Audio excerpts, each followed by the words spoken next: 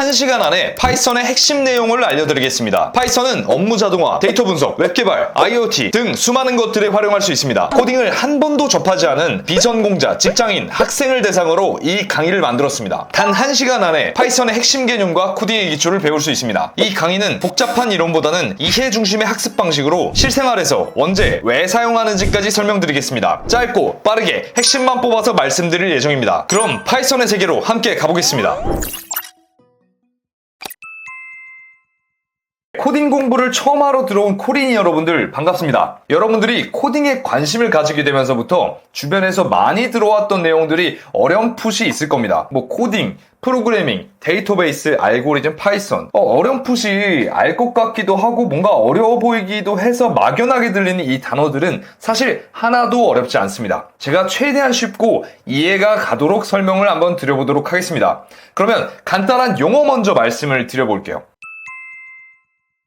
프로그래밍이란 뭘까요? 우선 프로그래밍은 프로그램을 만드는 걸 의미합니다. 그러면 프로그램은 뭘까요? 우리가 많이 쓰는 네이버, 카톡, 유튜브가 전부 다 프로그램입니다. 네이버는 검색을 하면 결과를 알려주고, 카카오톡은 메시지를 작성하면 메시지를 전송을 해주고, 유튜브는 썸네일을 누르면 영상을 보게 해줍니다. 이처럼 유저가 입력을 하면 특정 동작을 통해 결과값을 주는 게 프로그램입니다. 참고로 컴퓨터 내에서 입력이란 우리가 버튼을 누르는 거, 혹은 메시지를 보내는 거, 아니면은 썸네일을 누르는 거, 혹은 검색어를 입력하는 것들, 컴퓨터에게 어떠한 정보를 전달해주는 것들을 전부 입력이라고 합니다. 프로그램은 이처럼 우리 생각보다 되게 다양합니다. 네이버, 카카오톡, 유튜브, 배달의 민족, 토스, 키오스크, 엘리베이터, 계산기 등등등 이 전부 다 프로그램입니다. 생각해보면 우리는 어떤 것을 기대하면서 그 프로그램을 실행을 해요. 토스한테는 내가 돈을 누구한테 입금해줘라, 혹은 키오스크는 어떤 물건을 주문을 해줘라 라는 것처럼 말이죠. 그리고 이러한 프로그램들은 동작하는 방식이 정확하게 정해져 있습니다. 제가 갑자기 네이버한테 야 딩코딩코한테 카톡 보내줘 라고 해봤자 동작하지 않습니다. 오직 프로그램은 미리 정해진 규칙대로 동작할 뿐입니다. 이런 정해진 규칙들을 바로 코드라고 합니다. 지금 이렇게 이미지로 보면은 되게 멋있어 보이지만 사실은 그냥 글이에요. 이렇게 영어로 써있는 일종의 글입니다. 코드는 컴퓨터가 이해할 수 있는 명령어인데요. 컴퓨터가 이해할 수 있게끔 일련의 규칙들을 항상 잘 지켜서 말을 해줘야 합니다. 이런 코드에 대한 자세한 내용은 조금 이따가 더 설명을 드려볼게요. 코드의 예시는 이런 식입니다. 파이썬으로 작성한 코드의 일종입니다. 궁금하신 분은 멈춰서 읽어보시고요. 코딩은 이런 코드를 작성하는 것을 의미합니다. 그래서 정리하면 프로그램은 입력을 하면 특정 동작을 통해 결과값을 주는 것입니다. 예를 들어서 네이버, 카카오톡, 유튜브처럼요. 그리고 프로그래밍은 이러한 프로그램을 만드는 행위를 의미합니다. 그리고 이런 프로그램의 동작 규칙을 정리해 놓은 것이 코드입니다. 이 규칙이 영어로 써져 있는 거죠. 그리고 이 코드를 작성하는 행위 자체를 코딩이라고 의미합니다. 그래서 프로그래밍과 코딩의 차이, 그리고 프로그램과 코드의 차이를 명확하게 이해하셨으면 좋겠습니다. 자, 그러면 이제 프로그래밍 언어를 한번 배워볼 예정인데요. 프로그램의 동작 규칙을 써놓은 것이 코드라고 했습니다. 그러면 프로그램의 동작 규칙이라는 게 어떤 게 있을까요? 한번 네이버의 동작 규칙을 한번 상상을 해볼게요. 네이버는 아까 유저가 검색을 하고 그에 따라 결과물을 보여준다는 규칙이 있었습니다. 이 규칙을 글로 작성하면 다음과 같습니다. 1번, 유저가 검색어를 입력한다. 2번, 검색어를 기반으로 데이터베이스는 어떤 데이터가 저장되어 있는 저장 공간인데 지금은 몰라도 됩니다. 어쨌든 이 데이터베이스를 검색해서 가져온 것을 검색 결과라는 곳에 저장을 합니다. 그리고 이 검색 결과를 순위에 따라서 정렬해서 유저의 화면에 결과를 표시하는 것이 네이버의 동작 규칙입니다. 자, 근데 이 규칙을 그대로 컴퓨터에게 주면 컴퓨터는 이해를 하지 못합니다. 근데 챗GPT는 가능해요. 요즘 너무 똑똑해졌죠, 컴퓨터가. 저희는 근데 챗GPT를 통해서 코딩을 하는 건 아니기 때문에 챗GPT는 제외를 하겠습니다. 컴퓨터는 사람이 쓰는 말을 그대로 이해할 능력이 없기 때문에 저렇게 사람이 쓴 언어로 줘봤자 컴퓨터는 이해하지 못합니다. 그래서 저희는 이 위의 내용을 컴퓨터가 이해할 수 있는 언어로 바꿔서 정확하게 말을 해줘야 합니다. 컴퓨터가 이해할 수 있는 언어가 바로 프로그래밍 언어입니다. 프로그래밍 언어를 사용하면 다음과 같이 변경할 수 있습니다. 파이썬이란 언어를 사용한 건데 아까 보여드렸던 네이버 검색에 대한 코드입니다. 지금은 정확히 이 내용에 대해서 모르실 테니까 대충 감만 보시면 됩니다. 검색어라는 게 들어가 있고요. 검색 결과를 데이터베이스에서 검색을 통해서 가져옵니다. 그리고 그 검색 결과를 순위를 매겨서 정렬된 결과를 가지고 가서 결과를 표시해준다. 이런 식으로 일련의 규칙에 따라서 컴퓨터에게 알려주고 있습니다. 우리가 원하는 네이버라는 프로그램을 만들기 위해서 어떤 동작 규칙을 행해야 하는지를 코드의 형태로 알려주고 있는 것입니다. 자, 이러한 코드를 지금 작성한 게 파이썬이라는 프로그래밍 랭귀지인데요. 이 랭귀지 같은 경우에는 종류가 되게 다양해요. 외국어도 영어, 불어, 독일어가 있듯이 이런 프로그래밍 언어의 종류는 매우 다양합니다. 파이썬, C, C++, 자바스크립트, 자바, 코틀린, 루비 이거 눌러보면은 엄청나게 많은 언어들이 다양하게 있는 것을 볼 수가 있습니다. 그 중에서 우리는 파이썬을 배울 예정입니다. 파이썬을 배우는 이유는 다음과 같습니다. 1번, 파이썬은 이해하기 쉽고 또 쓰기도 쉽습니다. 2번, 활용도가 많습니다. 웹 개발, 머신러닝, 데이터 분석, 자동화, 스크립트 등등등 다양한 군데서 사용하기 때문에 이 녀석만 알면 여러 군데서 다 써먹을 수 있습니다. 세 번째, 인기가 많습니다. 그래서 여러분들이 이걸 한번 배워놓으면 되게 다양한 군데서 쓰실 수 있을 겁니다. 이런 프로그래밍 언어를 통해서 우리는 컴퓨터와 소통을 해야 합니다. 소통하기 위해서는 엄청 세세한 문법까지는 크게 중요하지 않습니다. 결국 우리가 컴퓨터에게 어떤 걸 시키고자 하는 큰 틀이 더 중요합니다. 세세한 문법은 여러분들이 필요할 때마다 나중에 찾아가면서 공부하고 우선 컴퓨터와 대화할 때 필요한 큰 굵직굵직한 개념들 제가 먼저 설명을 드려보도록 하겠습니다. 자, 이제 다음 개념인 데이터와 자료에 대해서 한번 배워보도록 하겠습니다. 이 페이지는 네이버 지도 음식점의 상세 페이지입니다. 여러분들은 이 페이지를 보면 어떤 걸 알 수 있나요? 대충 쑥 눌러보시면 다음과 같은 정보를 알 수 있습니다. 평점이 4.54점이네. 방문자 리뷰가 204개네. 음식점 이름이 딩코카야네. 모든 꼬치구이 10종이 28,000원이구나. 위치는 서울 강남구 역삼로 921 뭐구나. 이런 식으로 여러분들이 정보를 얻을 수 있습니다. 여러분은 자연스럽게 받아들이고 있지만 프로그램을 사용하면서 다양한 정보들을 습득하게 됩니다. 이 정보들을 여러분들은 앞으로 데이터 혹은 자료라고 부를 예정입니다. 자, 이렇게 여러분들은 프로그래밍에 관련된 기초 배경 지식을 습득을 하게 되었습니다. 이 배경 지식을 기반으로 같이 한번 코딩을 해보도록 하겠습니다. 이제 코딩을 하기에 앞서서 여기서부터는 코드가 등장하기 때문에 여러분이 직접 따라서 코드를 해보셔야지 더 학습하기 좋거든요. 근데 프로그램 설치하고 파이썬 환경 변수 설치하고 이런 거 너무 귀찮아가지고 그냥 최대한 그냥 진짜 링크 하나로만 할 수 있는 설정을 제가 준비를 해놨습니다. 파이썬 실습하기 가장 쉬운 환경인 코랩이라는 서비스를 이용할 예정인데요. 동작 방식은 3단계로 이루어져 있습니다. 첫 번째, 위에 링크인 코랩에 접속을 합니다. 여러분들이 접속하면 아마 이런 식으로 나올 겁니다. 그러면 여기 안에서 여러분들이 코딩을 이렇게 작성을 하실 수가 있어요. 그리고 왼쪽에 있는 이 재생 버튼을 누르시면 해당 코드가 실행이 되게 됩니다. 근데 이걸 실행하려면 구글 로그인을 하셔야 됩니다. 그래서 로그인을 하신 다음에 해당 코드를 직접 실행시켜 보시면서 어떤 식으로 내 코드가 변화하는구나, 그리고 또 어떻게 값이 변화하는구나 등을 이해해 보시면 좋을 것 같습니다. 자, 근데 이렇게 코랩이 되게 간단함에도 불구하고 이번에는 딱히 코드 작성하기 귀찮으니까 그냥 영상을 통해서 개념을 익힌 다음에 내가 더 깊게 이해하고 싶을 때 그때 가서 코랩을 켜서 코드를 작성해 보셔도 괜찮습니다. 이제 코랩 설정이 완료됐다고 생각을 하고 이제 자료형에 대해서 설명을 드려보도록 하겠습니다. 아까 봤던 자료들을 한번 다시 봐보도록 하겠습니다. 저희가 네이버 지도에 딩코카야라는 상점을 보고 얻은 정보는 다음과 같았습니다. 이 자료들을 다음과 같이 표의 형태로 정리할 수 있는데요. 이 자료들의 종류는 형태가 되게 다양합니다. 여기 보면은 4.54처럼 실수형으로 값을 가지고 있기도 하고 204처럼 정수형으로 값을 가지고 있기도 하고 혹은 딩코카야처럼 문자열의 형태의 데이터를 가지고 있기도 합니다. 이것을 우리는 자료형이라고 말합니다. 즉, 우리가 유저에게 보여주고 싶은 자료에 따라서 형태를 다르게 관리하게 되는데 이걸 자료형이라고 합니다. 자료의 형태를 줄여서 자료형이라고 하는 것이죠. 그래서 204는 정수형, 4.54는 실수형이라고 말을 하게 되는 것입니다. 그럼 이제 콜앱에 와서 직접 한번 코드를 실행시켜 볼게요. 이 자료형이라고 말을 했는데 자료형을 표현하는 법은 여기서 여러분들이 작성을 하시면 됩니다. 데이터를 내가 정수형으로 사용하고 싶다면 숫자를 그냥 나열해 주시면 되고요. 실수형으로 사용하고 싶으면 뭐 3333833 한 다음에 점을 붙이시면 그 이후로부터 오는 것들이 소수점 밑에 자리를 나타내는 실수의 형태가 되겠죠.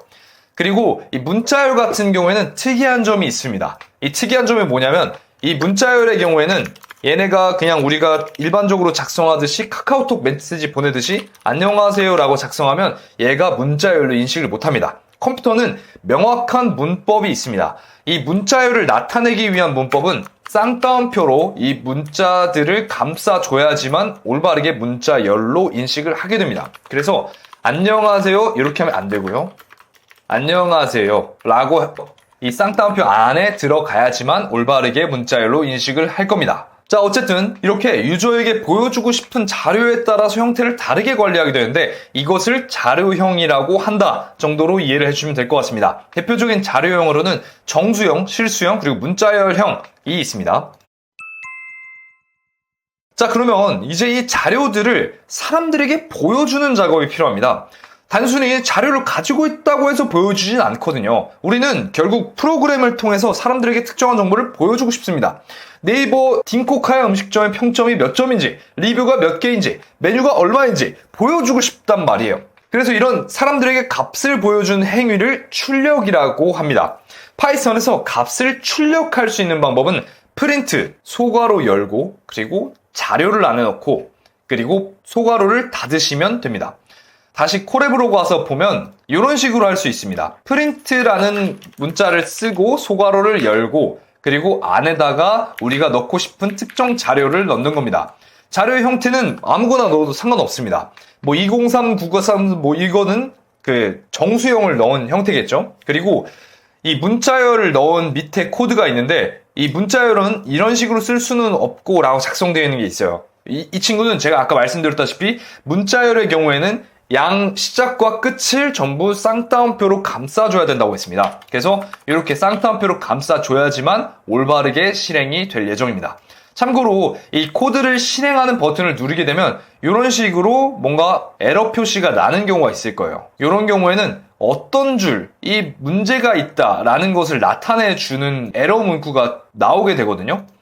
이 에러 문구를 한번 보신 다음에 여러분들이 어떤 게 문제일까 하면서 코드의 문제를 잡아가는 과정을 디버깅이라고 합니다. 코드 내에 있는 버그를 수정해 나간다는 의미예요. 여러분들이 코드를 직접 실행하면서 어떤 부분이 문제인가 하면서 해결해 보는 것도 좋을 것 같습니다. 여기에 있는 문제를 이렇게 쌍따옴표를 달아서 해결해 준 다음에 실행을 시켜보면 다음과 같이 값들이 출력되는 걸 볼 수가 있습니다. 제가 넣었던 자료들이 하나하나 출력이 되고 있어요. 203393 뭐 이게 출력되고 204 4.54 그리고 모든 꼬치구이 10종 그리고 문자열은 이런 식으로 쓸 수는 없고 이런 것들이 출력이 되는데 맨 밑에 보면은 이런 식으로 출력을 할 수도 있습니다. 뭐냐면 프린트 다음에 소괄호 열고 그 안에다가 컴마를 기준으로 다양한 자료를 넣는 겁니다. 1, 2, 3, 4, 5 이런 식으로 정수들을 다양하게 사용할 수도 있고 혹은 쌍따옴표를 써서 중간에 문자를 넣어줄 수 있고 그 다음에 숫자를 써줘도 괜찮습니다. 그러면 이게 어떻게 출력이 되냐면 근데 이렇게 실행하다가 저도 에러가 났죠. 지금 보면은 여기 4 다음에 스페이스바 이 공간이 비어져 있어요. 이 비어진 공간에는 컴마를 작성해줘야지만 문제가 나지 않고 올바르게 실행이 되게 되어 있습니다. 이렇게 실행이 되었다면 우리는 밑에 있는 결과물을 보면서 1, 2, 3, 4, 5, 6 이렇게 SGS JDJ처럼 동시에 여러 가지를 출력하는 것도 가능하구나 정도로 이해를 할 수 있을 것 같습니다. 자, 이렇게 프린트문에 대해서 한번 공부를 해봤습니다. 자, 그러면 우리는 프린트문을 배웠으니까 이걸 활용해서 음식점을 홍보하기 위해 다음과 같은 문구들을 출력하기로 했다고 해보겠습니다. 딩코카야 무려 리뷰가 204개 달린 찐맛집 인정? 뭐 네이버 리뷰 4.54인데 딩코카에 안 온다고 뭐 이런 식으로 문구를 엄청 써서 우리 가게를 홍보하려고 했다고 해볼게요. 그런데 문제가 하나 생겼습니다. 뭐냐면 가게 이름을 변경하기로 했다는 것입니다. 딩코카야라는 이름에서 코딩카야라는 이름으로 바꾸기로 했습니다. 그래서 저는 위에 있는 이 프린트문을 일일이 찾아서 수정을 하기로 했어요. 그래서 여기 보면은 딩코카야라는 문자에서 코딩카야로 바꾸고, 그리고 여기서 있는 딩코카야를 코딩카야로 바꾸고, 그리고 또 여기서 코딩카야로 바꾼 상태로 이제 문자열들을 출력하기로 했습니다. 자, 근데 이 내용이 잘 바뀌었다고 보이시나요? 지금 보면 제가 안 바꾼 부분이 있습니다. 여기 딩코카야 네 번째 줄에 있는 값을 안 바꿨어요. 그래서 저희 이자카야는 막대한 손실을 입게 됩니다. 소비자 보호법에 의거한 잘못된 상호 표기법, 통신자 보호법에 의한 오표 교육된 상호로 그냥 명예훼손 이런 식으로 엄청난 손실을 입어서 그냥 장사가 망해버렸어요. 이처럼 사람이 계속 똑같은 일을 하다 보면 문제가 발생할 수밖에 없습니다. 저희 이제 개발자잖아요. 코딩 쪽 배웠으니까. 네, 저희 같은 개발자들은 이제 항상 줄글로 작성된 코드를 보다 보니까 실수를 할 수밖에 없는 환경입니다. 그래서 이런 문제를 해결하기 위해서 사용하기로 한 것이 바로 변수라는 개념입니다. 변수는 일종의 상자라고 보시면 되는데요. 이렇게 생겼습니다. 아무 자료나 담아놓을 수 있는 공간입니다. 반복되는 값이 있다면 이것을 하나의 상자에 담아두기로 했습니다. 변수라는 상자에 대해서 조금 더 설명을 드려보도록 하겠습니다. 상자에는 겉에 이름이 있고 상자 안에는 자료가 들어가 있습니다. 그래서 예를 들어서 상호명이라는 이름의 상자 안에는 딩코카야라는 자료가 들어가 있습니다. 그래서 상자를 까보면 딩코카야라는 값이 나오는 거죠. 아직 감이 잘 안 오실 테니까 한번 변수를 만들어 보겠습니다. 파이썬에서 변수를 만드는 방법은 다음과 같습니다. 변수명, 그리고 등호, 그리고 넣고 싶은 값을 넣어주시면 여러분들은 변수를 만들 수가 있습니다. 자, 여기에서 주의하셔야 할 점이 여기 있는 등호 있죠? 여기서 등호는 우리가 아는 1 더하기 1은 2다 와 같이 동일하다는 기호로 사용되는 등호가 아닙니다. 컴퓨터 업계에서는 이 기호를 대입 연산자라고 사용을 하고 있습니다. 대입이라는 것은 변수라는 공간에다가 어떤 값을 집어 넣는 것을 대입이라고 합니다. 즉, 이 상자에다가 값을 넣는 것을 대입이라고 한다는 의미입니다. 그래서 지금 상호명 딩코카야라는 것은 상호명이라는 박스 안에다가 딩코카야라는 값을 집어 넣겠다라는 것을 의미하는 파이썬의 문법입니다. 변수를 한번 만들고 출력을 해보겠습니다. 변수를 출력하는 것도 다른 자료들과 마찬가지로 동일한 방식입니다. 네, 콜앱으로 가보시면 이런 식으로 작성이 되어 있는데요. 저희가 변수를 만들고 싶을 때 이렇게 코드를 작성한다고 했습니다. 왼쪽에는 변수의 이름을 적고 가운데에는 등호의 기호를 넣습니다. 이 등호의 기호는 같다는 것을 의미하는 것이 아닙니다. 오른쪽에 있는 값을 왼쪽에 넣겠다는 의미였습니다. 그래서 딩코카야라는 값이 상호명 안에 들어가게 됩니다. 따라서 상호명이라는 상자 안에 딩코카야가 들어가 있는 형태라고 보시면 될 것 같습니다. 이후에 프린트 상호명을 통해서 이 값을 출력해보면 딩코카야라는 값이 올바르게 출력이 되는 것을 볼 수 있습니다. 자, 그런데 여기서부터 더 재밌는 점이 있습니다. 상호명이라고 생겨진 변수는 값이 변경이 될 수 있어요. 우리가 상자를 생각해보면 거기 안에 있는 값을 뺐다가 넣었다가 할 수 있잖아요. 이것과 마찬가지로 상호명이라는 변수 안에 들어가 있는 값을 다른 값으로 넣어주는 것도 가능합니다. 예를 들어서 상호명에 코딩카야라는 값을 넣어주도록 해볼게요. 네, 그러면 코딩카야라는 값이 출력되는 것을 볼 수가 있습니다. 그러면 아까 출력했던 광고문을 한번 가져와 보도록 하겠습니다. 저희가 프린트문을 처음 배웠을 때 여러 가지 값들을 동시에 출력하는 것이 가능하다고 했습니다. 그러면 이 개념을 이용해서 우리는 여기 달려있는 문자열 내에서 딩코카야라고 작성되어 있는 문자열들을 전부 제거하고 상호명으로 출력되도록 바꿔보겠습니다. 예시로 한번 이걸 그냥 출력을 해보면 프린트 무료 리뷰가 204개 달린 찐맛집 인정이 지금 1, 2, 3, 4 네 번째로 출력이 되거든요. 첫 번째는 딩코카야라는 상호명이 출력이 됐고, 두 번째로는 코딩카야라는 값이 출력이 됐고, 세 번째로는 23 TK라고 하는 값이 출력이 됐고, 네 번째로 상호명과 무료 리뷰가 204개 달린 찐맛집 인정이라는 값이 같이 출력이 됐습니다. 즉, 코딩카야 무료 리뷰가 204개 달린 찐맛집 인정이라는 값이 상호명이라는 변수랑 같이 나오게 된 것입니다. 즉, 우리는 변수를 이용하게 되면 상호명을 굳이 이걸 일일이 눈을 쫓아가면서 찾지 않더라도 단순히 변수를 하나 변경해 줌으로써 모든 광고문을 변경할 수 있게 되는 것입니다. 따라서 여기 광고문 안에 들어가 있는 딩코카야라는 문자열들을 전부 상호명이라는 변수를 사용하도록 변경을 해주겠습니다. 이렇게 한 다음에 코드를 실행하게 되면 딩코카야라고 작성되어 있는 문자들이 전부 코딩카야로 한 번에 변경되어서 출력이 된 것을 볼 수가 있습니다. 이처럼 변수를 이용하면 상호명이 변경되더라도 우리가 일일이 찾아가서 값을 바꿀 필요가 없어집니다. 또한 이렇게 변수를 이용하게 되면 우리가 담고자 하는 의도가 더욱 명확해집니다.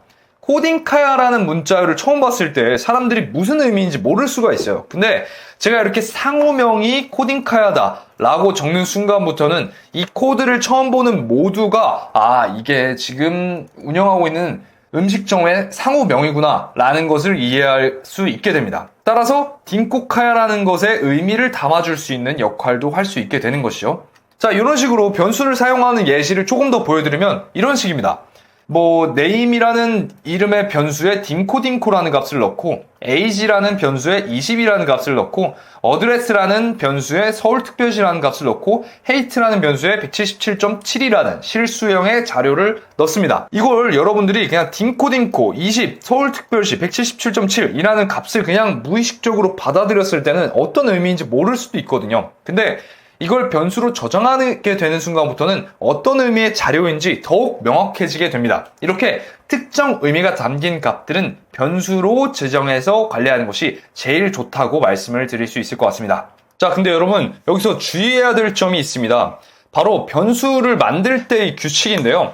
변수를 만들 때 변수명 사이에 공백이 들어갈 수 없습니다. 그게 무슨 말이냐면 아까 상호명이라는 변수명을 가진 변수를 만들었었는데 하이하이 이런 식으로 만들었었죠. 이건 정상 수행돼요. 근데 만약에 중간에 이런 식으로 막 빈칸이 들어가 있다 라고 하면 에러가 발생합니다. 파이썬에서는 특정 이름을 지을 때 공백이 있는 것을 허용하지 않습니다. 그렇기 때문에 우린 항상 변수명을 지을 때 이렇게 이어져 붙여진 형태로 이름을 만들어 줘야 합니다. 그리고 이런 식으로 처음에 스페이스바 공간이 띄어져 있어도 안 됩니다. 항상 붙어져 있는 상태로 변수명을 지어줘야 합니다. 이름을 지을 때 영어를 쓰거나 한글을 쓰거나 언더바를 쓰거나 하는 것이 모두 파이썬에선 가능합니다. 그래서 이 규칙을 지킨 채로 변수명을 만들어 주셔야 합니다. 자, 이제 배열과 반복문에 대해서 한번 배워보겠습니다. 저희가 변수를 만든 상태로 상점에 대한 내용을 출력했는데 추가적인 문제가 생겼습니다. 바로 메뉴가 추가된다는 거였습니다. 원래는 모든 꼬치구이 10종만 출력을 해주고 있었는데 광어 사시미, 모츠나베, 오뎅탕, 짬뽕, 타다키, 연어 사시미라는 추가적인 메뉴가 들어오게 됐습니다. 그래서 저희는 원래 그냥 맛있다 라는 이제 광고 문구만 보여주고 있었는데 추가된 메뉴들에 대해서도 동일하게 맛있다고 출력해주는 코드가 필요합니다. 그래서 이 요리들을 다 출력하기 위해서 다음과 같이 코드를 변경했습니다. 근데 아까 배웠던 변수라는 개념을 저희가 배웠잖아요. 그래서 변수를 사용하도록 이런 식으로 코드를 작성해 봤습니다. 이 메뉴들의 이름은 쉽게 변동될 수 있으니까 이렇게 일일이 변수에다 저장한 건 좋은 선택이라고 생각이 들 수 있을 것 같아요. 근데 이 방식으로 메뉴 이름을 관리하다 보니까 여러 문제가 생기게 됩니다. 메뉴 1, 2, 3, 7까지는 괜찮았는데 한 메뉴가 37개 이 정도로 늘어나게 되니까 메뉴의 변수를 만드는 데만 해도 30줄을 써야만 합니다. 또한 제가 만약에 중간에 메뉴가 없어지게 되거나 메뉴가 추가되게 될 경우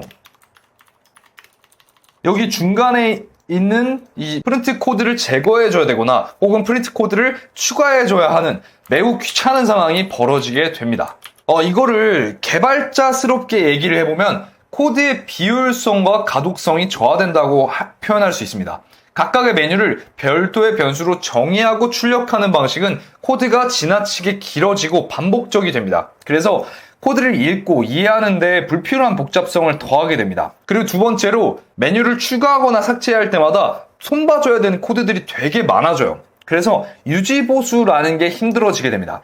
유지보수란 건 이 코드를 계속 운영할 수 있게 만드는 행위를 의미합니다. 그래서 이런 문제를 해결하기 위해서 사용하기로 한 것이 바로 배열이라는 개념입니다. 변수를 상자에 비유했다면 배열은 서랍과 같다고 보시면 됩니다. 배열은 여러 개의 값을 순서대로 저장할 수 있는 자료 구조인데요.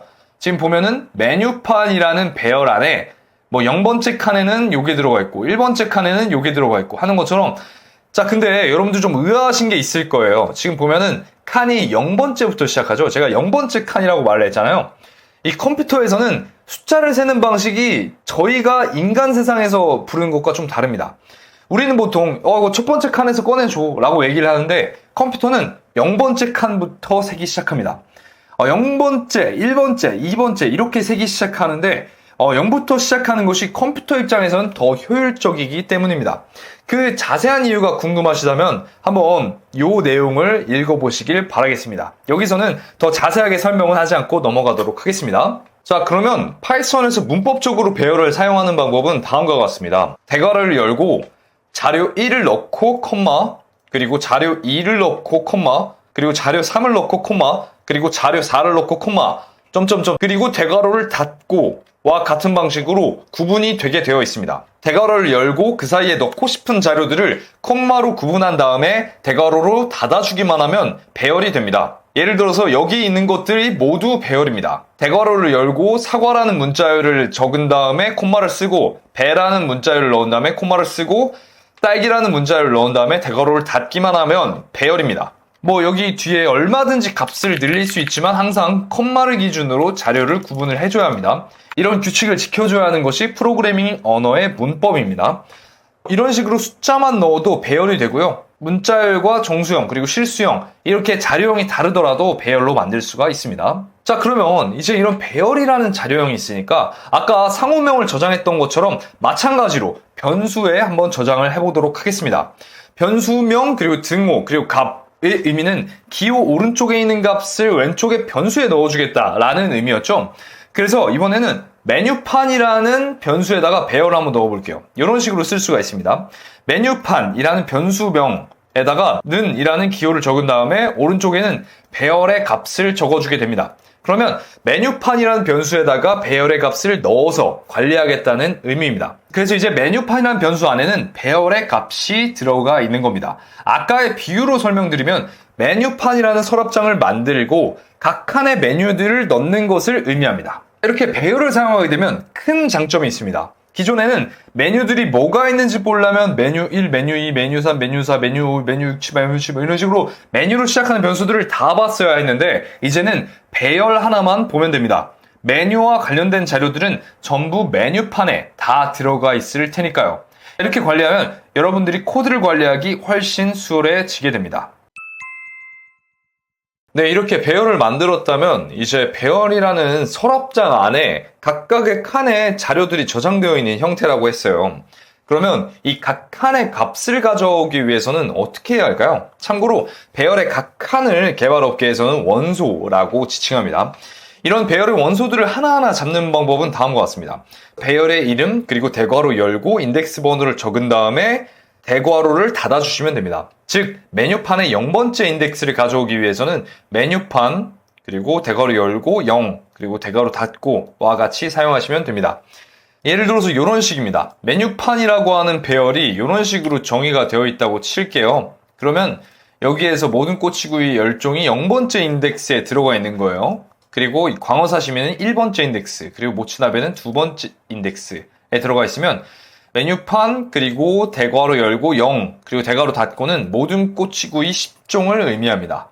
그래서 이 녀석을 한번 출력을 각각을 해보면 이렇게 각 배열에 들어가 있는 0번째 인덱스의 원소와 1번째 인덱스에 있는 원소들이 출력이 되는 것을 볼 수가 있습니다. 자, 그러면 이렇게 배열을 이용하게 되면 우리는 위에 작성해놨던 메뉴 1, 메뉴 2, 메뉴 3, 메뉴 7까지의 변수들을 만드는 대신에 메뉴판이라는 하나의 변수를 이용해서 이렇게 각 원소들을 출력해주는 코드를 작성할 수 있게 됩니다. 이걸 실행시켜보면 위에 있는 코드랑 아예 동일합니다. 대신에 이 메뉴를 여러 개 만들 필요가 없어졌다 정도의 장점이 생기게 되는 것이죠. 자, 근데 이렇게 일일이 출력하는 게 저는 엄청나게 개선된 것 같지는 않습니다. 이게 큰 의미가 있나요? 어차피 메뉴판 안에 메뉴가 추가되거나 삭제되면 이에 맞춰서 또 출력문을 관리해줘야 하기 때문입니다. 예를 들어서 메뉴판이 이렇게 있다가 다음과 같이 변경되었다고 쳐볼게요. 연어 사시미가 없어진 형태거든요.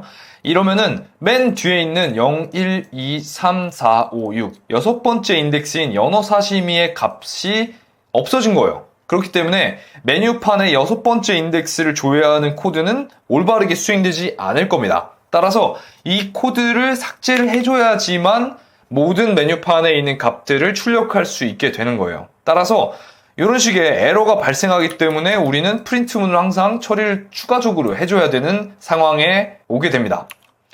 그래서 다음과 같은 문제를 해결하기 위해서 프로그래밍 언어 중에서 반복문이라는 문법이 있습니다. 이건 똑같은 일을 쉽게 하기 위한 반복이에요. 어떤 식으로 쓸 수 있냐면 몇 번 동안 어떤 행위를 반복해, 혹은 여기서부터 끝까지 다 청소해 와 같은 것들을 컴퓨터에게 시킬 수가 있습니다. 예를 들어서 이런 행위들이 가능합니다. 10번 동안 딩코딩코 만세를 외쳐, 혹은 배열의 처음부터 끝까지 원소를 하나씩 출력해 와 같이 말입니다. 이런 반복문을 하기 위한 파이썬 문법은 다음과 같은데요. for, 그리고 변수, 그리고 in 한 다음에 반복 범위를 적고 그 밑에는 반복 수행 문장을 적습니다. 자, 여기서부터는 살짝 문법이 어려워지기 때문에 힘드실 수 있는데 조금만 더 참고 따라와 보시길 바라겠습니다. 파이썬에서는 들여쓰기라는 문법이 있어요. 지금 보시면은 form은 다음 줄에 여기 빈칸 보이세요? 이 빈칸이 들여쓰기라는 문법이거든요. 파이썬의 특정 문법 다음에는 반드시 다음 줄에 들여쓰기라는 게 와야만 합니다. 예를 들어서 제가 for문을 이렇게 위에 적은 다음에 이 밑에 있는 들여쓰기 없이 코드를 실행하게 되면 에러가 발생해요. 그래서 항상 여기를 탭을 눌러서 여기 있는 빈 공간을 채워줘야만 합니다. 혹은 스페이스바를 통해서도 이 공간을 채우셔도 됩니다. 어찌됐든 이렇게 for라는 문법을 사용하기 위해서는 그 다음 줄이 반드시 들여쓰기가 되어야 한다 정도로 이해를 해주시면 될 것 같습니다. 그래서 어쨌든 이 for라는 문법을 사용하기 위해선 반드시 다음 줄에 빈 공간이 있어야만 한다 정도로 봐주시면 될 것 같습니다. 자, 다시 반복문 문법으로 한번 돌아와 보도록 하겠습니다. 반복문을 하는 방법은 다음과 같다고 했습니다. for, 변수, 그리고 in, 반복 범위, 그리고 땡땡. 이 땡땡은 저희 엔터 옆에 세미콜론을 시프트해서 나오는 이 콜론 기호입니다. 이 콜론 기호 밑에 반복 수행 문장이 작성이 되어 있습니다. 자, 그러면 반복문을 하는 방법이 다음과 같다고 했는데 변수는 저희가 알잖아요. 변수는 어떤 값을 저장하는 상자다라는 건 알고 있는데 반복 범위가 뭘까요? 반복 범위를 만드는 방법은 다음과 같습니다. range라는 걸 통해서 반복 범위라는 것을 만들 수가 있습니다. 예를 들어서 range 10이라고 작성을 하면 10번의 반복을 의미하고요. range 100이 의미하는 것은 100번의 반복을 의미합니다. 그래서 이 반복 범위라는 공간에 들어가는 코드의 형태는 range 한 다음에 반복하고 싶은 숫자와 같이 형태를 넣어주시면 동작을 할 것입니다. 그래서 다음과 같이 코드를 실행하면 딩코딩코 만세가 10번이 출력이 됩니다. 그리고 다음 이 range에 있는 숫자를 변경하면 100번이 딩코딩코 만세가 출력이 될 예정입니다. 여기서 궁금하신 게 여러분들이 있을 텐데요. 여기 있는 변수는 뭐예요? 라고 생각하시면 변수를 한번 같이 출력을 해보도록 하겠습니다. 프린트 옆에 변수 컴마 이렇게 찍으면 같이 출력이 되겠죠? 이렇게 해서 출력을 해보면 0, 1, 2, 3, 4, 점점점점부터 시작해서 99까지 가는 것을 볼 수가 있습니다. 이 변수 안에는 range라고 하는 범위에 있는 숫자들을 컴퓨터가 세는 숫자는 0부터 시작한다고 했죠? 그래서 0부터 99까지 총 100개의 숫자를 변수에다 담아서 이 for문에 있는 코드들을 반복적으로 수행한다 라고 이해를 해주시면 될 것 같습니다. 그래서 이 변수는 현재 순서가 몇 번째로 진행되고 있는지를 알려주기 위한 값이다 정도로 봐주시면 될 것 같습니다. 자, 이런 방식과 비슷하게 배열을 반복해서 출력하는 방법도 있는데요. 그건 다음과 같이 문법을 사용하시면 됩니다. for, 변수, in, 배열, 그리고 반복 수행 문장을 작성해 주시면 됩니다. 이 문법을 사용하면 배열의 각 원소들을 변수에 저장하게 됩니다. 예를 들어서 과일들이라고 하는 배열이 있다고 쳐볼게요. 그러면 for, 변수, in, 과일들 이렇게 작성을 하게 되면 과일들의 값에 들어가 있는 원소들 있죠. 이 원소들을 각각 변수라는 곳에다가 넣어주게 됩니다. 그리고 나서 프린트를 실행하면 어떻게 되는지 한번 봐볼게요. 여기서 코드를 실행하게 되면 과일들, 사과, 배, 딸기 이런 식으로 작성되어 있는 것들이 변수라는 곳에다가 다 저장이 됨으로써 우리는 프린트 변수를 할 때 사과, 배, 딸기 이렇게 출력을 할 수 있게 되는 것입니다. 그러면 이 반복문을 이용하면 아까 만들었던 불필요한 코드를 줄일 수 있을 것 같습니다. 메뉴판이라는 변수에 배열의 값을 넣어둘게요. 그럼 모든 꼬치구이 10종 뭐 이런 식으로 쫙쫙쫙쫙 들어가 있을 텐데 여기에 있는 것을 아까 사용한 문법의 형태를 그대로 유지한 채로 한번 코드를 작성을 해볼게요. 여기 있는 코드를 복사해서 이 코랩에서 한번 실행을 시켜보면 이런 식으로 모든 꼬치구이 10종, 광어 사시미, 모츠나베, 오뎅탕, 짬뽕, 타다키, 연어 사시미 이런 식으로 값들이 출력이 됩니다. 자, 근데 변수라는 것은 그 의미가 담겨야 되기 때문에 그냥 변수라기보다는 메뉴라는 것을 의미하는 게 더 좋겠죠. 왜냐하면 메뉴판에 들어가 있는 각각의 원소들은 단순히 변수라는 값이 아니라 메뉴라는 의미가 있기 때문입니다. 그러면 이 상태에서 저희는 아까 만들고자 했던 맛있다 라는 문자열을 메뉴 이름과 함께 같이 출력을 해주고 싶었어요. 그러면 여기 프린트문 뒤에다가 컴마를 넣고 맛있다 라는 느낌표와 함께 같이 출력을 해주게 되면 이렇게 모든 꼬치구이 10종 맛있다, 광어 사시미 맛있다, 모츠나베 맛있다 와 같은 문자열들을 반복적으로 쉽게 생성할 수 있게 되었습니다. 자, 그러면 아까 이제 작성했던 코드가 똑같은 행동을 함에도 불구하고 되게 긴 글을 작성해야 됐었는데 이제는 아래와 같이 단 3줄 이내에 우리의 의도를 그대로 파악할 수 있게 되었습니다. 자, 이렇게 우리는 반복문을 이용해서 쉽게 코드를 반영할 수 있게 되었다 정도로 이해를 해주시면 될 것 같습니다. 자, 그리고 다음으로 조건문에 대해서 한번 배워보겠습니다.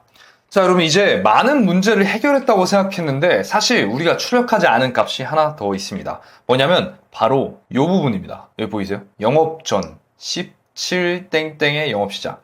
이거를 우리가 아직 표현하는 방법을 배우질 못했어요.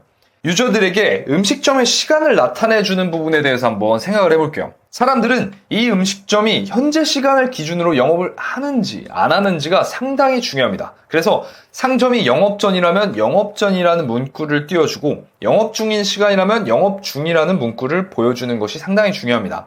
이처럼 특정 동작을 조건에 따라서 수행하고 싶은 경우가 많습니다. 19세 미만이면 출입이 불가한 경우도 있고 키가 220cm 이상이면 놀이기구에 탑승할 수 없는 경우가 있고 현재 시간이 영업시간 전이라면 영업전으로 사람들에게 보여줘야 한다라는 것처럼 조건에 의해서 값을 보여주거나 아니면 제어하거나 아니면 출력하거나 하는 경우들이 많이 생길 거예요.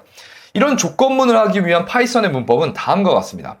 if 조건 땡땡 그리고 수행할 행동을 또 아까 for에서 배웠던 들여쓰기라는 문법을 이용해서 코드를 작성을 해줘야 합니다. 그래서 조건문도 마찬가지로 들여쓰기라는 문법이 적용된다 정도로 봐주시면 됩니다. 특정 문법 다음에는 반드시 다음 줄에 들여쓰기가 와야지만 정상적으로 동작한다. 그리고 if가 그 문법 중 하나다 정도로 봐주시면 될 것 같습니다. 자, 그러면 여기 써있는 조건이 있죠. 조건은 과연 뭘까요? 19세 미만이면, 키가 220cm 이상이면, 현재 시간이 영업시간 전이라면 이것처럼 모든 조건은 비교에 의해서 생성됩니다. A라는 값이 B보다 큰가 혹은 작은가 혹은 같은가처럼 말입니다. 파이썬에서 이런 비교를 하는 방법은 다음과 같습니다. 바로 비교 연산자라는 것을 사용하면 되는데요. 비교 연산자라는 것은 각각의 값들 사이에 특정 기호를 넣는 것을 비교 연산자라고 합니다. 그래서 A라는 변수랑 B라는 변수가 있으면 그 사이에 이런 기호들을 넣는 거예요. 이 꺽쇠 표시 있죠, 이거 키보드에서 쓸 수 있는 거. 이 기호를 넣음으로써 A랑 B를 서로 비교함으로써 무엇이 큰지 작은지를 알 수 있게 되는 거예요.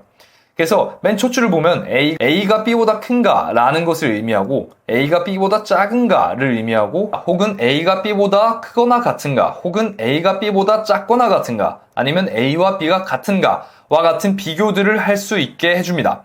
자, 이렇게 비교를 하게 되면 결국 어떤 값이 되냐면 참 혹은 거짓이 됩니다. 무슨 말이냐면 A가 만약에 2고 B가 1이라고 해볼게요. 그러면 2가 1보다 큽니까? 는 true겠죠. 그리고 2가 1보다 작습니까?는 false입니다. 즉, 참 혹은 거짓이라는 정확한 값을 얻게 되는 것입니다. 이렇게 참인지 거짓인지를 저장하는 자료 구조를 바로 불린형이라고 합니다. 파이썬에서는 이 값을 true 혹은 false처럼 사용을 하게 됩니다. 나이라는 변수에 28이라는 값을 제가 저장을 해놨다고 쳐볼게요. 그러면 성인 여부라는 변수에다가 어떤 것을 저장할 거냐면 나이랑 9라는 값을 비교해서 나이가 더 큰지 여부를 저장을 해달라고 할 거예요. 그러면 지금 28이 나이니까 더 크잖아요. 그러면 얘는 true라는 값이 됩니다. 그러면 이 오른쪽에 연산이 다 된 값을 성인 여부라는 변수에다가 넣어 놓을 테니까 이 성인 여부라는 곳에는 true라는 값이 담기게 됩니다. 불린형은 true와 false라는 자료가 들어가 있는 자료 형태다 라고 이해를 해주시면 될 것 같습니다. 이번에는 키라는 변수에 180이라는 값을 넣어놨다고 치겠습니다. 그리고 키를 비교를 해요. 어떻게 비교를 하냐면 220보다 작거나 같은지 그리고 키가 100보다 크거나 같은지를 AND라는 것을 써서 이 조건을 동시에 만족하고 있는가를 확인합니다. 이 AND라는 문법은 앞에 있는 조건과 뒤에 있는 조건을 동시에 만족하는가를 확인하기 위한 문법입니다. 그래서 키가 220 이하이며 키가 100 이상인지를 동시에 확인하는 조건이다 라고 생각을 해주시면 되겠죠. 키 같은 경우는 지금 180이기 때문에 이 조건을 동시에 만족합니다. 따라서 이 값은 true가 될 것이고 놀이기구 가능 여부라는 변수에는 true라는 값이 들어가서 저장을 하게 될 것입니다. 그래서 놀이기구 가능 여부를 출력을 해보면 true라는 값이 나오게 될 것입니다. 자, 그리고 현재 시간이라는 변수에다가 12라는 값을 넣어놨고요. 그리고 매장 시작 시간이라는 변수에는 17을 넣어놨습니다. 그리고 매장 종료 시간에는 23을 넣어놨어요. 그리고 운영 여부에는 현재 시간이 매장 시작 시간보다 크거나 같고 매장 종료 시간보다는 현재 시간이 작거나 같아야 합니다. 지금 12 같은 경우는 17보다 작잖아요. 그래서 이 값은 false가 되기 때문에 운영 여부에는 false가 저장되게 됩니다. 따라서 이 프린트 운영 여부를 했을 때 false라는 값이 출력이 되게 되는 것입니다. 자, 우린 이를 통해서 값을 비교하고 이 참거짓 형태의 자료형을 만드는 법을 배웠습니다. 이걸 기반으로 다시 조건문으로 돌아가 볼게요. 우리는 비교를 통해서 참 혹은 거짓이라는 값을 얻을 수 있다고 했습니다. 그러면 이걸 통해서 비교한 조건의 결과가 참이라면, 내 말이 맞다면 이 행동을 해라 라는 것을 컴퓨터에게 명령을 할 수가 있습니다. 예를 들어서 이런 식으로 명령을 할 수가 있습니다. 나이가 28이고 성인 여부가 나이가 19보다 높은가 였을 때 성인 여부는 true입니다. 왜냐하면 28이 19보다 크니까요. 그러면 if 성인 여부를 통해서 내가 말하고자 하는 조건이 만약 true라면 아래 구문을 시행해라 라는 문법으로 이 if문이 사용이 되거든요. 따라서 이 if문을 통해서 참을 통과했으니까 당신은 성인입니다 라는 문구를 출력해주게 될 거라는 의미입니다. 자, 요걸 한번 코드를 한번 실행시켜 볼게요. 자, 지금 보시면은 나이가 28일 때 성인 여부가 28이 19보다 크니까 true가 되어서 프린트 성인 여부가 true로 찍혔죠. 그리고 나서 성인 여부가 true니까 아래에 있는 코드를 실행해라 라는 의미이기 때문에 밑에 있는 프린트 문이 올바르게 수행되는 것을 볼 수 있습니다.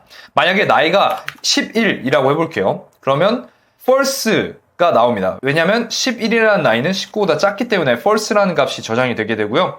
그리고 나서 성인 여부 if문에서 체크한 검사 조건에 실패를 하기 때문에 프린트 문이 실행이 안 되는 것을 볼 수가 있습니다. 자, 그 다음에 키가 180이고 놀이기구 가능 여부를 검사한 다음에 놀이기구 가능 여부가 true라면 아래에 있는 코드를 실행해라 라는 내용이 있다고 해볼게요. 그러면 우린 여기 위에 있는 놀이기구 가능 여부가 true라는 것을 알기 때문에 if 밑에 있는 코드가 수행되리라는 걸 알고 있습니다. 따라서 당신은 놀이기구를 탈 수 있습니다 라는 문구는 출력이 될 예정입니다. 자, 그리고 마지막으로 현재 시간, 매장 시작 시간, 매장 종료 시간 이렇게 값들이 정해져 있는 상황에서 우리는 운영 여부를 구할 수가 있어요. 바로 이런 비교를 이용해서 구할 수가 있습니다. 매장 시작 시간이 현재 시간보다 크거나 같고 매장 종료 시간보다 작거나 같으면 운영 시간이라는 의미죠. 그런데 현재 시간이 지금 12니까 17보다 작기 때문에 운영 여부는 false가 됩니다. 그래서 if 운영 여부에 통과하지 못해서 우리는 운영 중입니다라는 문구가 출력이 안 될 예정이에요. 한번 코드로 실행하는 걸 보여드리면 이렇게 아쉽게도 운영 여부가 false가 나오기 때문에 밑에 있는 코드가 실행이 안 되는 것을 볼 수가 있습니다. 자, 따라서 우리는 이런 조건문을 통해서 상점이 운영 중이라면 현재 운영 중입니다 라는 문구를 출력할 수 있게 되었습니다. 자, 그런데 궁금한 점이 생기실 거예요. 운영 중이 아니라면 어떻게 해야 되나요? 운영 중이 아니니까 운영 중이 아닙니다 라고 알려줘야 되는 거 아닌가요? 라고 궁금해 하실 텐데요. 그럴 때 대비해서 else문이라는 문법이 있습니다. 이게 뭐냐면 if 다음에 조건에 만족을 하게 되면 밑에 있는 코드를 시행한다고 했는데 else문이라는 것을 추가해서 밑에는 이 조건을 만족하지 않을 경우에 수행되는 코드다 라는 것을 명시해 줄 수가 있습니다. 그래서 이렇게 밑에 else문을 추가로 적으시고 else문을 적은 다음에 마찬가지로 여기 있는 그 들여쓰기 문법 있죠. 들여쓰기 문구를 지킨 다음에 밑에 코드를 작성하게 되면 현재 운영 중이 아닙니다 라는 내용을 추가적으로 출력을 하게 될 겁니다. 자, 이 코드를 한번 실행시켜 보면 운영 여부가 false가 나왔기 때문에 if 운영 여부에 대해서는 밑에 코드를 수행을 안 하지만 else문을 통해서 밑에 있는 코드가 실행이 되는 것을 알 수 있습니다. 자, 그럼 우리는 이렇게 조건문을 통해서 어떤 값들을 조건에 따라서 출력을 시켜줄 것인지 안 시켜줄 것인지까지 구현을 할 수 있게 되었습니다. 자, 그럼 마지막으로 함수에 대해서 한번 배워보도록 하겠습니다. 저희 가게가 입소문을 타게 되면서 손님이 엄청나게 늘어났습니다. 모든 술집이 뭐 다 그렇겠지만 성인 여부에 대한 체크가 매우 중요하기 때문에 들어오는 사람마다 민증 여부를 되게 꼼꼼히 했거든요. 그래서 성인 여부에 따라서 다른 내용을 출력하도록 했습니다. 제가 나이가 28이라면 성인 여부를 체크할 때 나이가 19보다 큰지에 따라서 성인 여부를 비교를 하게 되는데 그 값은 true일 겁니다. 왜냐하면 28은 19보다 크니까요. 따라서 성인 여부를 출력했을 때 true가 나옵니다. 그러면 아래에 있는 조건문이 수행이 되게 될 텐데 저희 아까 조건문 배웠잖아요. 이거 어떻게 수행되나요? 성인 여부가 true이기 때문에 밑에 있는 코드가 실행이 되게 됩니다. else 밑에 있는 코드는 실행이 안 됩니다. 이 성인 여부의 체크가 실패했을 때 else를 통해서 수행되는 것이기 때문에 이 밑에 있는 프린트문은 수행이 안 될 예정입니다. 자, 그래서 이제 들어오는 손님마다 다음과 같이 성인 여부를 확인하는 코드를 작성을 했습니다. 나이가 28, 성인 여부 확인하고 그리고 퍼센트 성인 여부를 통해서 계속 출력을 해줘요. 근데 또 다음 손님이 왔어. 이번에 18살이에요. 그럼 성인 여부가 false겠죠? 그래서 여기서 다시 한번 똑같은 이제 코드를 작성하기 시작합니다. if 성인 여부, else print 이렇게 해서. 근데 또 다음 손님이 왔단 말이죠. 다다음 손님 나이는 48이에요. 그러면 요거를 조건문을 통해서 똑같이 작성을 해줘야 합니다. 자, 근데 이게 손님이 계속 오니까 이 코드를 제가 계속 쓰기가 너무 힘든 거예요. 그래서 이 성인 여부 확인 작업을 손쉽게 할 수 있는 방법을 고민하게 됩니다. 이런 성인 여부 확인 작업을 손쉽게 하기 위해서 함수라는 개념을 사용하기로 합니다. 우리가 일상생활에서 자주 사용하는 개념으로는 전자레인지가 함수랑 비슷합니다. 전자레인지는 음식을 데우는 특정한 작업을 수행하는데요. 우리는 전자레인지 내부의 동작함 원리를 알 필요 없이 그냥 음식을 넣고 버튼을 누르면 결과값을 줘요. 데워진 빵을 줍니다. 그냥 식빵 넣고 버튼 누르면 따뜻한 빵을 줍니다. 이것처럼 함수도 이와 비슷합니다. 프로그래밍에서 함수는 다음과 같은 세 가지 단계가 있는데요. 첫 번째 입력, 두 번째 처리, 그리고 세 번째 출력입니다. 입력은 전자레인지에 음식을 넣는 것처럼 함수에 데이터를 넣어줄 수가 있습니다. 그리고 두 번째 처리는 전자레인지가 음식을 데우는 것처럼 함수는 주어진 데이터에 따라서 내부적인 어떤 동작 방식에 따라서 작업을 수행하게 되어 있습니다. 그리고 출력 같은 경우는 데워진 음식을 이제 꺼내는 것처럼 함수는 작업 결과를 반환할 수가 있습니다. 이런 함수를 실행하기 위한 파이썬 문법은 다음과 같은데요. def라고 하는 내용이 추가가 됐습니다. 우리가 반복문은 for 그리고 조건문은 if라고 했는데 함수 같은 경우는 def, definition의 약자로 이제 def라는 그 명령어를 사용하고 있습니다. def 다음에 함수명을 작성해 준 다음에 소괄호를 열고 입력값을 적습니다. 그리고 소괄호를 닫고 콜론을 작성을 해줘요. 그리고 나서 밑에 똑같이 이 들여쓰기 문법, 이제 뭐 다 아시죠? 네. 이런 들여쓰기 문법을 한 다음에 안에서 수행되는 처리에 대한 코드를 작성합니다. 그리고 return이라는 걸 쓴 다음에 출력에 대한 값을 지정을 해줍니다. 이게 무슨 의미인지 처음에 정확히 좀 와닿지 않으실 거예요. 이게 무슨 말이냐면 우리가 함수라는 것을 만들기 위해서는 어떻게 이 함수가 동작할 것인지를 미리 알려줘야 합니다. 컴퓨터한테요. 그러면 어떻게 이거 함수를 구성을 해놓을 거야? 라는 명세를 미리 작성을 해놔야 되는데 그 명세에 대한 서술을 이 definition이라는 문법 안에서 해준다 라고 보시면 됩니다. 그래서 함수명을 적고 어떤 값들이 들어올 거고 그 입력값을 통해서 어떤 처리를 할 거고 그리고 마지막으로는 어떤 값을 반환해 줄 거야, 출력해 줄 거야 라는 것으로 이해를 해주시면 됩니다. 자, 그러면 위에 이렇게 함수를 만들었다면 그 이후부터 우리는 함수를 사용할 수 있게 됩니다. 함수명이라는 이름의 함수를 만들었으니까 함수명 다음에 입력값을 입력하게 되면 여기 안에 있는 처리문을 실행한 다음에 출력이라는 값을 반환을 해주게 되는 것입니다. 그래서 이 값은 아마 출력이라는 값을 가지고 있게 될 거예요. 자, 아직은 여러분들 명확하게 이해가 잘 안 가실 텐데요. 요거 완벽하게 지금 이해하실 필요 없습니다. 밑에 있는 예시들을 보면서 아, 이런 의미였구나 하면서 사용을 직접 해보시면서 느끼시는 편이 훨씬 와닿으실 겁니다. 나중에 가시면 이게 어떤 의미인지 더 쉽게 이해하실 수 있을 거니까요. 자, 그럼 더 진행을 해보겠습니다. 함수도 조건문과 마찬가지로 들여쓰기라는 문법이 적용됩니다. 특정 문법 다음에는 반드시 다음 줄에 들여쓰기가 와야만 정상적으로 동작을 할 예정입니다. definition 다음 줄에 띄어져 있는 공간이 바로 들여쓰기 문법입니다. 이게 올바르게 설정 안 돼 있으면 에러가 발생하니까 주의해주세요. 자, 그러면 이제 함수의 유형을 한번 알아볼 시간입니다. 함수는 그 목적에 따라서 세 가지 유형으로 나눌 수가 있는데요. 각각의 유형을 우리 딩코카야 운영에 비유해서 설명을 드려보도록 하겠습니다. 첫 번째, 처리만 있는 함수입니다. 이 유형의 함수는 마치 이자카야에서 영업 시작 준비하는 것과 똑같습니다.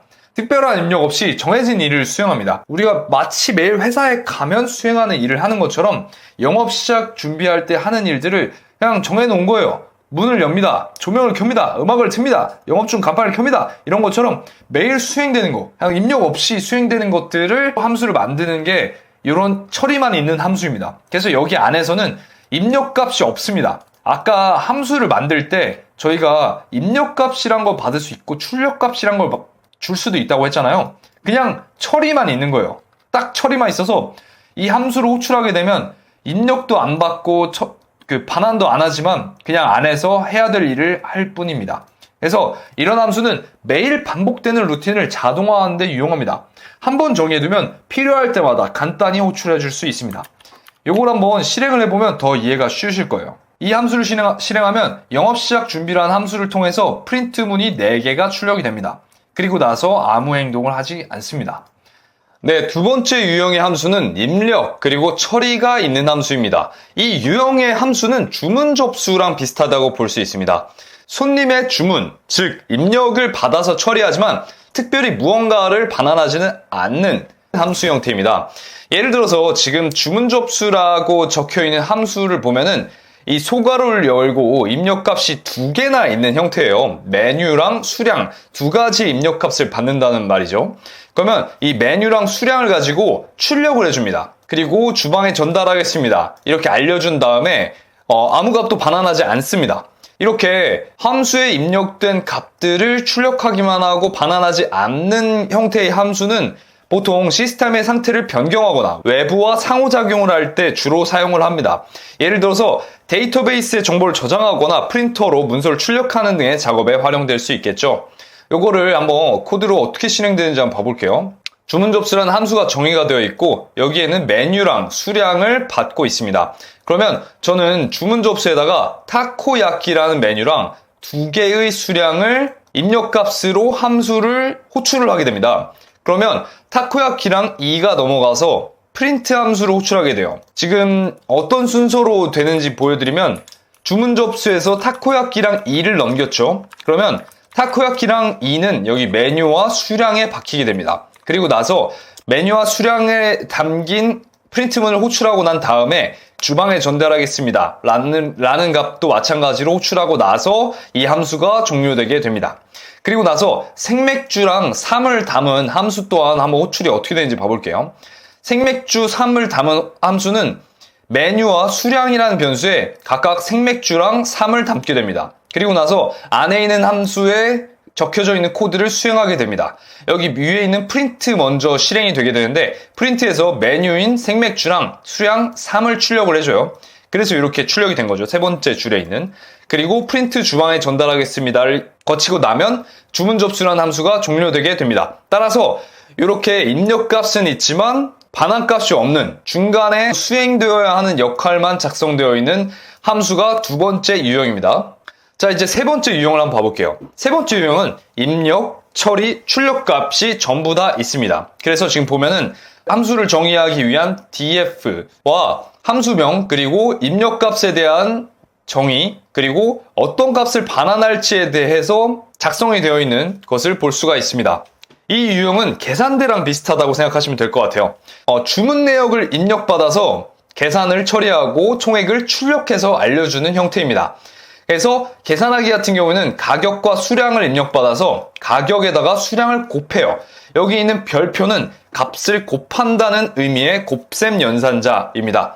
여기서 크게 알 필요는 없고요. 그냥 간단하게 7000하고 2를 곱해서 반환을 해준다 라고 보시면 돼요. 그러면 지금 계산하기라는 함수를 호출했을 때 여기 7000과 2를 가격과 수량에 저장한 다음에 가격과 수량을 곱해서 반환을 해줘요. 그러면 7000 곱하기 2를 지불할 금액에다가 저장을 한다. 즉 지불할 금액이라는 변수에다가 7000 곱하기 2의 값을 대입한다 라는 의미이기 때문에 지불할 금액에는 얼마가 들어가 있을까요? 맞습니다. 바로 14,000이 들어가 있을 예정입니다. 그러면 이 지불할 금액을 출력하기 위해서 아래와 같이 코드를 작성하면 올바르게 출력이 되는 것을 볼 수 있을 겁니다. 이 유형의 함수는 보통 입력값을 기반으로 어떤 결과를 계산하고 그 결과를 프로그램의 다른 부분에서 사용할 때 매우 유용하다라고 생각을 해주시면 될 것 같습니다. 자, 어쨌든 함수가 이런 세 가지 유형이 있다고 말씀을 드렸어요. 처리만 있는 함수, 요거 같은 경우에는 딱히 함수의 입력값을 받지 않습니다. 두 번째는 입력과 처리, 입력을 받아서 처리를 하는데 반환은 하지 않습니다. 세 번째는 입력을 받아서 안에서 처리를 한 다음에 이게 곱하는 게 1년의 처리 과정이라고 볼 수 있는 거죠. 처리한 값을 반환해주는 식으로 함수가 정의가 되어 있는 것을 볼 수 있습니다. 이런 다양한 유형을 이해하고 적절히 활용함으로써 여러분들이 코드를 만들 때 어떻게 만들면 되겠구나 라는 것에 대한 힌트를 얻을 수도 있습니다. 실제 프로그래밍에서는 이 세 가지 유형을 되게 적절하게 사용을 하는데요. 주문을 입력받고 주방에 전달하고 그리고 예상 대기 시간을 반환하는 함수를 만들 수도 있겠죠. 이런 식으로 여러분들이 이 함수를 만들고자 할 때 어떤 값을 입력받아야 될까? 함수 내에서는 어떤 처리를 해줘야 될까? 그리고 처리를 했다면 어떤 결과를 반환해줘야 될까? 혹은 반환하지 않아도 될까? 를 생각해 보시면서 함수를 작성해 주시는 것이 좋을 것 같습니다. 자, 그러면 이렇게 배운 함수를 같이 한번 적용해 보도록 하겠습니다. 우리가 이자카야에서 손님의 나이를 확인해서 성인인지 아닌지 판단하는 코드가 계속 중복되어 있어서 되게 좀 비효율적이라고 느꼈었어요. 그래서 저희는 이자카야에서 손님의 나이를 확인해서 성인인지 아닌지 판단하는 함수를 만들어 보고자 합니다.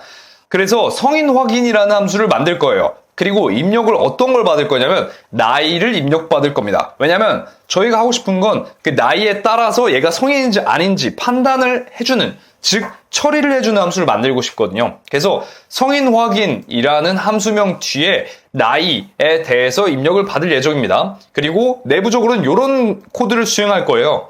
조건문을 넣을 겁니다. 나이가 20살 이상이면 성인입니다. 어서오세요. 라는 내용을 출력해주고, 만약 나이가 20 이상이 아니라면 else문을 통해서 그걸 구현을 했죠. 그게 아니라면 죄송합니다. 미성년자는 입장할 수 없습니다. 라는 값을 출력해주는 함수를 만들고자 합니다. 이 함수를 사용하기 위해서 손님 나이를 변수로 만들어 놓고 이 성인 확인이라는 함수에다가 손님 나이를 입력값으로 한번 던져볼게요. 그러면 어떤 식으로 수행이 되냐면 이 손님 나이라는 25의 값은 나이라고 적혀있는 이 입력값에 들어가게 됩니다. 그러면 이 입력값을 통해서 밑에 있는 코드가 수행되게 되는데 나이가 지금 25로 들어온 상태잖아요. 그렇기 때문에 if 조건에 통과하게 되면서 성인입니다. 어서오세요 라는 값이 출력이 될 예정입니다. 자, 이 함수의 구성 요소는 다음과 같습니다. definition, 성인 확인, 나이, 함수 이름 정의하고 입력값을 받는다고 써져 있습니다. 그리고 함수 내부의 코드에서는 나이를 확인하고 적절한 메시지를 결정하는 코드가 되어 있습니다. 이렇게 함수를 만들어 놓으면 큰 장점이 있습니다. 한 번 만들어 놓은 걸 계속 사용할 수가 있어요. 우리가 아까 코드를 만들었을 때는 이런 식으로 계속해서 성인 여부에 대한 코드를 중복해서 만들었어야 됐었어요. 근데 이제 더 이상 그러지 않아도 됩니다. 우리는 그냥 이 성인 확인이라는 함수를 계속 호출하기만 하면 돼요. 첫 번째 손님, 두 번째 손님, 세 번째 손님에 대해서 똑같이 정의되어 있는 성인 확인이라는 함수를 호출함으로써 우리는 코드를 훨씬 더 깔끔하고 재사용성이 높게 관리할 수 있게 된 것입니다. 자, 이렇게 함수를 사용함으로써 우리는 같은 작업을 반복적으로 활용할 수 있게 된 거죠. 함수 사용 전 코드는 다음과 같습니다. 이런 코드 형태였는데 이제 사용을 함으로써 이렇게 간결해졌습니다. 함수 사용의 장점은 이런 것들이 있는데요. 코드 재사용성, 가독성 향상, 유지보수 용이, 확장성. 새로운 손님이 오더라도 함수를 한 번만 더 호출하면 되기 때문에 코드 관리에서 훨씬 더 용이해진 거죠. 또한 유지보수가 용이하다는 것은 예를 들어서 저희가 성인 기준 나이를 19살에서 20세로 변경을 해야 된다고 쳐볼게요. 20살을 초과해야지만 받을 수 있다 라고 한다면 위에 작성해놨던 코드들을 다 찾아가면서 이제 이걸 바꿔줘야 되는 경우들이 생길 수가 있는데, 이제 함수를 만들었다면 우리는 여기 성인 확인이라고 작성되어 있는 코드 내에서만 이 값을 변경해주기만 하면 될 거니까 훨씬 관리가 수월해졌다고 볼 수 있습니다. 그래서 유지보수 용이성이 높아진다 라고 이해해 주시면 될 것 같아요. 이처럼 함수를 잘 활용하시면 코드의 품질과 효율성을 크게 높일 수 있습니다. 이 정도만 이해하시고 넘어가시면 될 것 같습니다. 자, 그러면 지금까지 배웠던 것들을 총정리해보는 시간을 가지도록 해보겠습니다. 우리는 생각보다 많은 걸 배웠습니다. 첫 번째, 자료형을 배웠죠. 실생활의 다양한 데이터를 컴퓨터가 이해할 수 있는 형태로 표현하기 위해서 사용을 했었어요. 정수형, 실수형, 그리고 문자열형, 그리고 후반에 배웠었던 불린, 참거짓형이라는 데이터형도 있었죠. 그리고 배열이라는 자료형도 있었습니다. 자, 그리고 두 번째, 변수. 반복되는 데이터에 의미 있는 이름을 붙여서 코드의 가독성과 재사용성을 높이기 위해서 사용했습니다. 세 번째, 배열. 관련 있는 여러 데이터를 하나의 그룹으로 관리해서 효율적으로 처리하기 위해서 사용했었습니다. 그리고 반복문은 이제 배열에서 생성되는 데이터들이 많잖아요. 그래서 이것들을 한 번에 일괄적으로 처리하기 위해서 반복문을 사용했었습니다. 그리고 조건문은 어떤 조건에 따라서 A를 실행해라 혹은 B를 실행해라를 선택적으로 수행하기 위해서 조건문을 사용했었습니다. 그리고 불리언. 이 녀석은 참거짓을 표현하면서 조건문을 사용하기 위해서 해당 자료 구조를 사용했었습니다. 그리고 함수, 코드의 특정 부분을 공통으로 관리해서 복잡한 프로그램을 잘게 나눠서 활용하게끔 만들었었습니다. 위의 개념들을 사용하게 된 이유가 각각 있습니다. 자료형은 실생활의 데이터를 다양하게 나타내고 싶어서 사용하게 된 거고, 변수는 특정 자료가 계속 반복해서 나타날 때 불편함을 해소하고 싶어서 사용했습니다. 그리고 배열은 같은 의미를 가지는 자료들, 메뉴 1, 메뉴 2, 메뉴 3 등등의 자료들을 관리하기 힘든 불편함을 해소하고 싶어서 사용하게 됐고요. 그리고 반복문은 이러한 배열들을 반복적으로 수행하는 하나의 코드를 만들어주고 싶어서 사용했습니다. 조건문 같은 경우는 우리가 특정 조건에 의해서 수행되는 코드를 만들려고 사용을 했었습니다. 불리언 같은 경우는 논리적인 판단을 하기 위해서 어떤 식으로 조건을 만들 수 있는지 구현하려고 할 때 불리언 형태를 사용했었습니다. 함수 같은 경우는 반복되는 코드 부분을 단순화시키고 싶어서 재사용성을 높이고 싶어서 사용을 했습니다. 즉, 코딩에서 사용하는 개념들은 대부분 불편함을 해소하기 위해서 생겨났습니다. 이처럼 어떤 문제를 해결하기 위해서 이 개념을 사용하는 것이? 라는 것을 여러분들은 매 개념을 익힐 때마다 다시 한번 새기고 가야 합니다. 내가 이걸 왜 하고 있지? 내가 이걸 왜 쓰고 있지? 어떤 부분이 개선이 되지? 라는 것을 곱씹으면서 코딩을 하시는 게 훨씬 더 여러분의 실력 향상에 도움이 될 겁니다. 자, 그러면 앞으로는 어떻게 해야 할까요? 그러면 우리는 앞으로 이런 코딩 개념들을 항상 공부해야만 하나요? 라는 걱정이 생기실 수도 있어요. 그렇지 않습니다. 여러분은 모든 문법과 개념을 미리 알 필요가 없습니다. 제가 오늘 말씀드린 개념들만 알고 있어도 충분히 코딩을 할 수 있습니다. 대신 문제가 발생하는 경우가 앞으로 계속 생길 거예요. 내가 생각한 문제를 해결하기 위해서 어떤 개념이 더 필요하겠는데? 이걸 해결하기 위해서는 이런 개념이 필요하겠는데? 처럼 말이죠.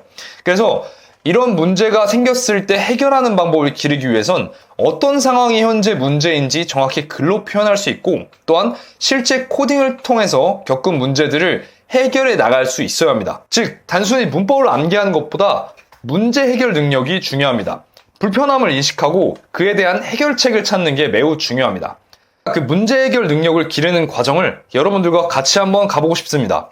지엽적인 정보들을 전달드리는 게 아니라 깊이 있는 이해를 통해서 주도적으로 문제를 해결하고 핵심 개념을 통해 실제 경험을 쌓아나가게 만들고 싶습니다. 그래야 여러분들이 더더욱 주도적으로 또 재밌게 개발하실 수 있을 겁니다. 이 강의를 통해서 여러분들은 코딩의 기초를 이해하고 내가 어떤 문제를 해결할 수 있을까 한번 고민해 보시면서 많은 프로그램을 만들어 보셨으면 좋겠습니다. 그럼 다음 영상에서 다른 주제로 찾아뵙겠습니다. 감사합니다. 딩딩딩 코딩 코딩의 즈